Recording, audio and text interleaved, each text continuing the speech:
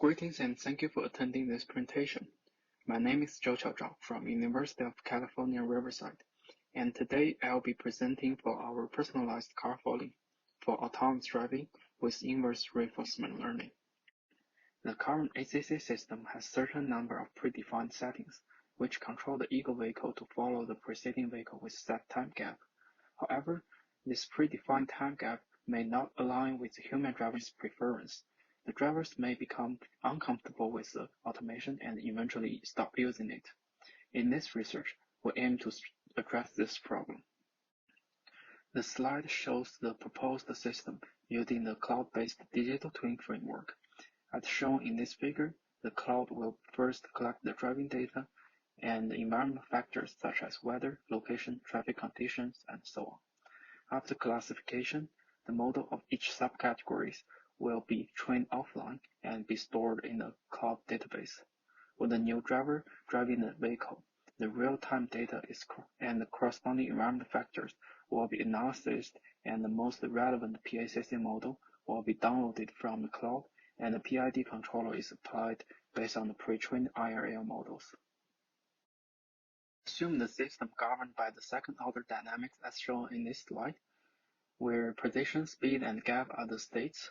Acceleration is a control variable, and the speed of the front vehicle is regarded as a disturbance. Car following behavior is described as a Markov decision process. We define the discrete 2D state space based on the range of speed and gap. Also, we presume that the human driver is rational and that his or her actions are near optimal in terms of the cumulative reward function defined on top of this slide, where the reward can be expressed in the span of the reward basis phi, and alpha is the weight of each basis. We use a Gaussian-like kernel function to be the reward basis to improve the nonlinear representation ability. The training process is shown in this slide according to the maximum entropy IRL. In this research, to save the computation time, we estimate the state visitation frequency using the Monte Carlo method.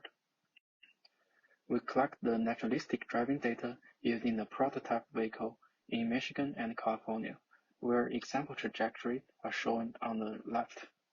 In a human-in-the-loop simulation environment, a straight-line freeway scenario is built and a 4-driver participant in this test. The first 3 drivers provide manual driving data for training the IRL models at different weather conditions, as shown on the right.